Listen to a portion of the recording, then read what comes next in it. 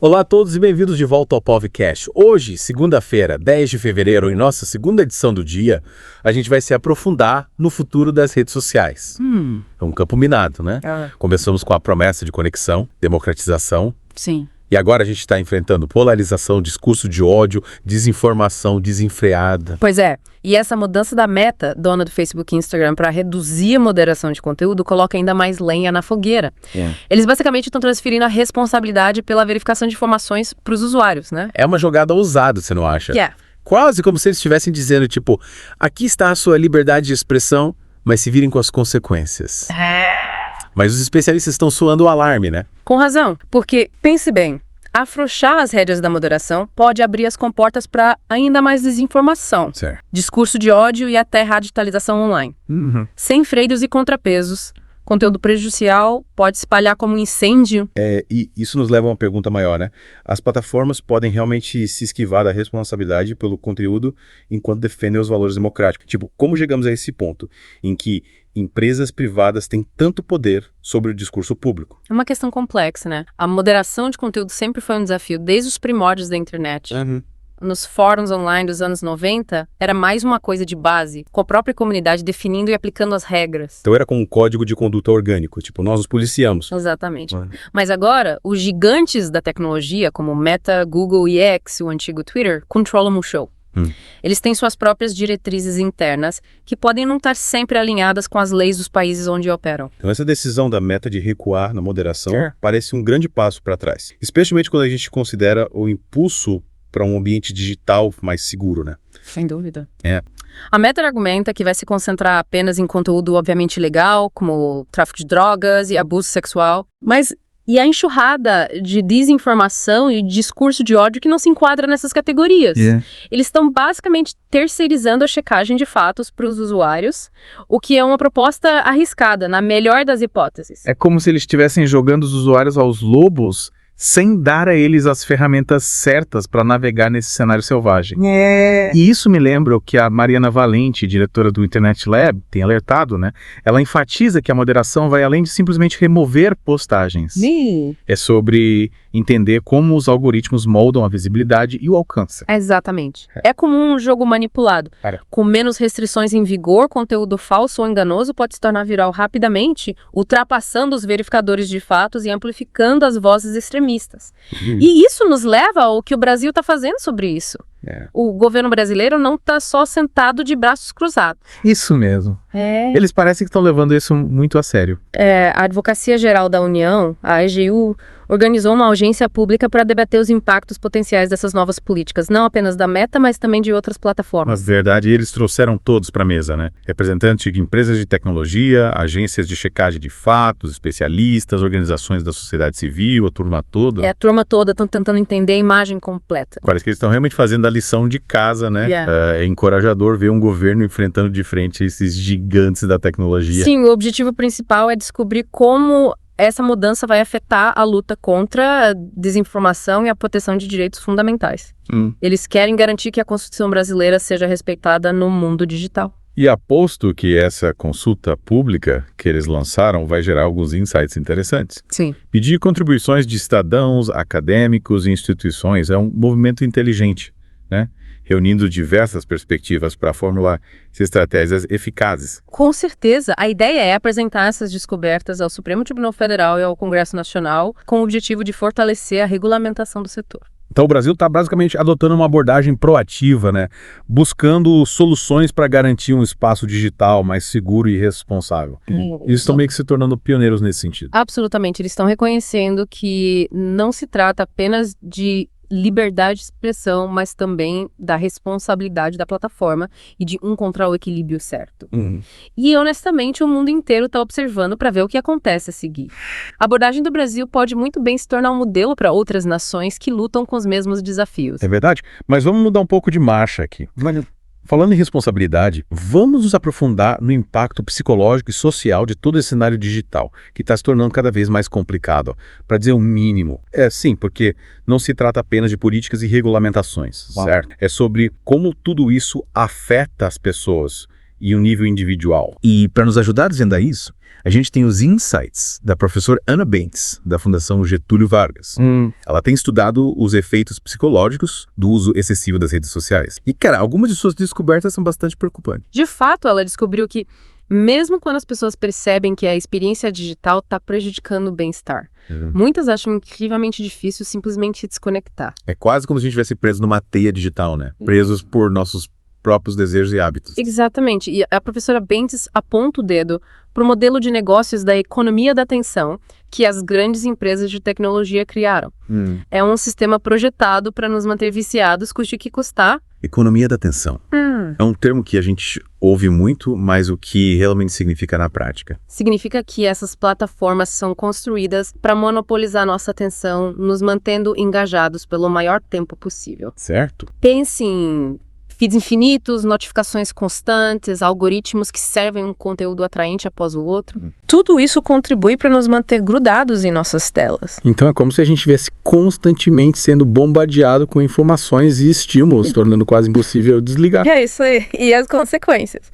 Bem, desligar-se das redes sociais se torna cada vez mais difícil, tanto social quanto emocionalmente. Estamos todos conectados, mas também estamos exaustos e sobrecarregados. Então, basicamente, estamos vivendo nesta era de hiperconexão, mas tem um preço. Sim. Nossa saúde mental e bem-estar estão sofrendo. Sem dúvida. É por isso que é tão crucial explorar soluções e criar um ambiente digital mais saudável e equilibrado, onde a tecnologia sirva ao nosso bem-estar em vez de miná-lo.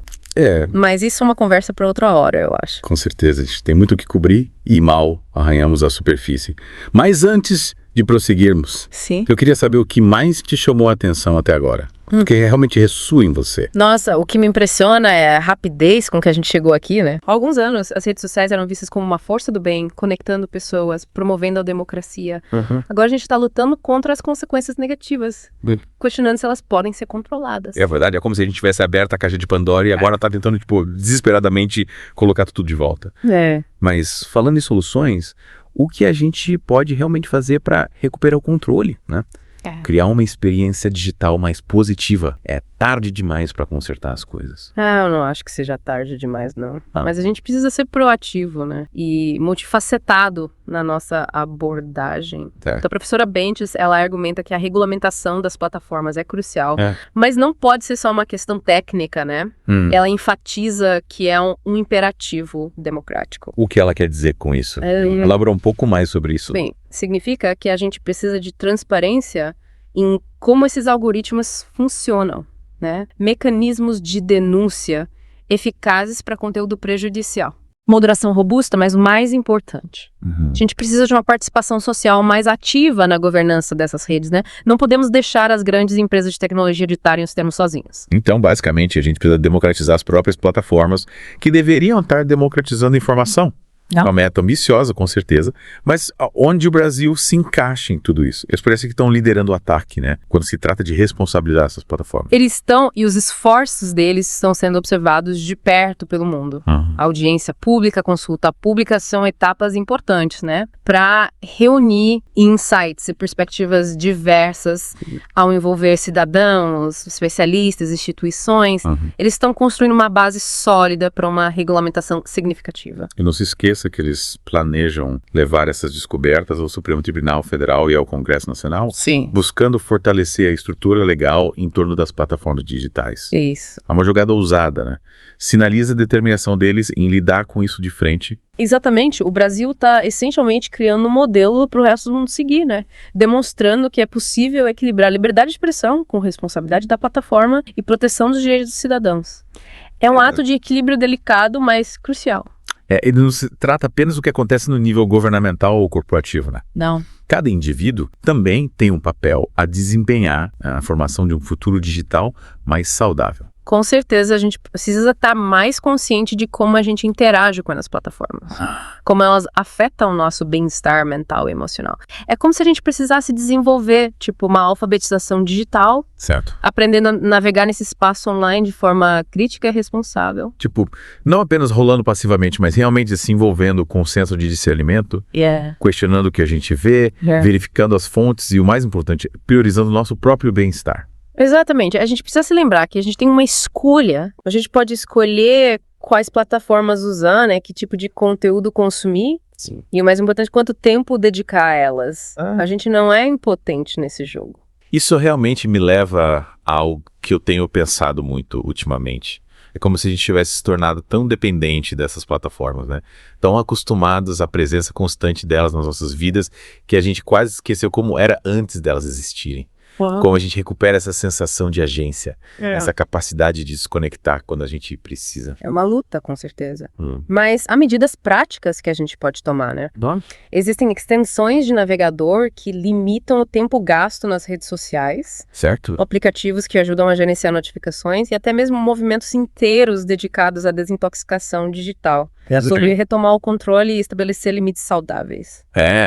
Esses recursos podem ser incrivelmente úteis, especialmente para quem se sente preso no ciclo da economia da atenção. Mas e as mudanças mais profundas? Como a gente muda, fundamentalmente nossa relação com a tecnologia? Eu acho que começa com a redescoberta do valor das experiências offline, né? Nutrir conexões, face a face, buscar hobbies e atividades que nos tragam alegria fora do mundo digital, passar um tempo na natureza. Tudo isso contribui para um senso de bem-estar mais holístico. É sobre encontrar esse equilíbrio, lembrando que a vida é muito mais do que apenas as nossas telas. Isso é tão importante. Né? Talvez a gente possa realmente transformar a tecnologia numa força por bem de novo, em vez de deixá-la nos controlar. Concordo plenamente. Isso leva de volta a ideia da responsabilidade compartilhada, né? A gente precisa de governos implementando regulamentações significativas, empresas de tecnologia priorizando o bem-estar do usuário em vez de apenas o lucro, e indivíduos assumindo o controle da sua experiência digital. Sim. Um esforço conjunto, com certeza. Mas, como sempre, tem um outro lado nessa moeda. Né? O que você diria para quem argumenta que regulamentar as plataformas digitais equivale à censura, né? Sucando a liberdade de expressão. Como a gente navega nesse território delicado? Essa é uma preocupação válida. E é algo que precisa ser abordado cuidadosamente. Certo. Ninguém está defendendo censura total, né? Trata-se de encontrar o equilíbrio, certo?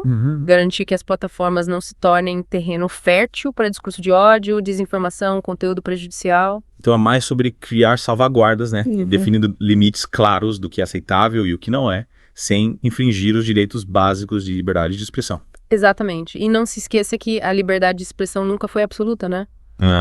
Sempre houve limites, especialmente quando se trata de incitação à violência ou danos a outros. No digital não é diferente. Então, basicamente, trata-se de aplicar os mesmos princípios que governam o discurso offline ao mundo online. Precisamente. E é aí que entra a necessidade de um diálogo aberto e honesto, né? Envolvendo todas as partes interessadas, governos, empresas de tecnologia, especialistas, cidadãos. Todos precisam se sentar à mesa e descobrir como a gente pode criar um espaço digital mais seguro, ético e, sim, democrático. Parece uma tarefa assustadora, mas também incrivelmente importante, né? Se a gente não fizer isso agora, o que vai fazer? Exatamente. O futuro das redes sociais e, na verdade, do próprio mundo digital está em jogo. A gente não pode se dar o luxo de ficar parado e deixar as coisas seguirem seu curso. É um chamado à ação, se eu já ouvi um. Mas voltando ao Brasil, o que você acha que torna a abordagem deles tão significativa? Porque o mundo está observando. Acho que é porque eles estão adotando uma postura firme, né? Demonstrando que não tem medo de responsabilizar essas empresas de tecnologia. Certo. Eles estão reconhecendo que a soberania digital é tão importante quanto qualquer outra forma de soberania. E que os governos têm a responsabilidade de proteger seus cidadãos no reino digital. E isso envia uma mensagem poderosa para outros países, né? Mostrando para eles que é possível enfrentar esses gigantes da tecnologia e defender o que é certo. Exatamente. O Brasil está essencialmente traçando um caminho, né? Mostrando que a gente não precisa ser refém dessas plataformas. A gente pode moldar o futuro digital de uma forma que sirva aos nossos interesses e valores. É uma perspectiva inspiradora, com certeza. Mas vamos mudar um pouco de marcha aqui. Até agora a gente tem falado muito sobre os aspectos macro, as grandes questões políticas e sociais em jogo, né? Sim. Mas eu queria levar a conversa para um nível mais pessoal. Interessante, o que você tem em mente? Bem, eu tenho pensado muito sobre como toda essa conversa sobre redes sociais, algoritmos, a economia da atenção, se relaciona com a experiência individual, né? Como todas essas forças moldam a maneira como a gente pensa, sente e interage com o mundo ao nosso redor. É uma pergunta fascinante e uma que, sem dúvida, merece uma exploração mais profunda. Exatamente, e é para onde a gente vai em seguida. Mas antes de fazermos isso, Sim. eu queria saber o que você, nosso ouvinte, pensa sobre tudo isso, né? Quais são suas maiores conclusões? O que mais chamou a atenção? É como se a gente estivesse vivendo em um experimento social gigante, né? E nem sempre a gente tem certeza de quem tá no controle, se é a gente ou se são os algoritmos. É uma sensação assustadora, né? Tipo, a gente tá todo mundo conectado, mas ao mesmo tempo a gente está sendo constantemente manipulado, direcionado por essas forças invisíveis. Quanto mais a gente entender como essas plataformas funcionam, como elas se aproveitam dos nossos vieses psicológicos, mais bem equipados, a gente vai estar para resistir à influência delas. Então, é como se a gente precisasse hackear as nossas próprias mentes, né? Tipo, desconstruindo os mecanismos por trás dessa economia da atenção, para a gente poder tomar decisões mais conscientes sobre como a gente gasta o nosso tempo, a nossa energia. Exatamente. Trata-se de cultivar uma postura mais crítica, né? Questionando constantemente o que a gente vê, o que a gente ouve online, verificando as fontes e, o mais importante, priorizando o nosso próprio bem-estar. E como que a gente coloca isso em prática? Quais são algumas etapas, tipo, acionáveis que a gente pode tomar para se proteger dessa enxurrada constante de informações e estímulos? Bem, para começar, a gente pode ser mais intencional sobre o nosso uso das redes sociais, né? Definir limite de tempo, desativar notificações, escolher conscientemente seguir contas que agregam valor às nossas vidas, tudo isso pode fazer uma grande diferença. São ótimos conselhos práticos, mas e as mudanças tipo mais profundas? Como a gente muda a nossa mentalidade para não ser sugado por esse vórtice das redes sociais? Eu acho que começa com a gente redefinir a nossa relação com a tecnologia, né? Conhecendo que ela é uma ferramenta, não um mestre. Que a gente deve usar ela para os nossos propósitos, não o contrário. Então é sobre estabelecer limites saudáveis, né? Não permitindo que a tecnologia domine as nossas vidas, mas integrando ela de uma forma mais consciente e equilibrada. Exatamente. E não se esqueça do poder das experiências offline, né? Nutrir conexões face a face, passar tempo na natureza, buscar hobbies, atividades que nos tragam alegria fora do mundo digital, tudo isso contribui para um senso de bem-estar mais holístico.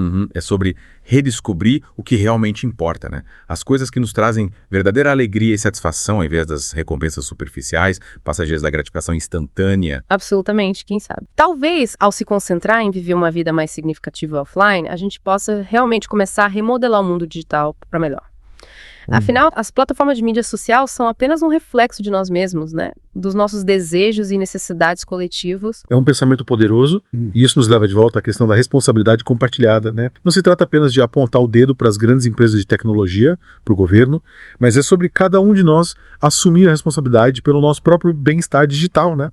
E contribuir para a criação de um espaço online mais saudável e equilibrado. Concordo plenamente. Finalmente, trata-se de ter esperança, né? Acreditar que a gente pode realmente moldar o futuro das redes sociais, transformar elas numa força para o bem, ao invés de deixá-las nos controlarem. É uma mensagem inspiradora para a gente terminar. E para você, nosso ouvinte, deixa uma pergunta final para reflexão. Se você pudesse redesenhar o mundo digital, quais seriam as suas principais prioridades? Como você criaria um espaço online que promovesse conexão genuína, bem-estar e sim, até mesmo felicidade? Pense nisso e lembre-se, o futuro está nas nossas mãos. Que a gente possa criar um futuro digital mais consciente, humano e positivo. É isso aí.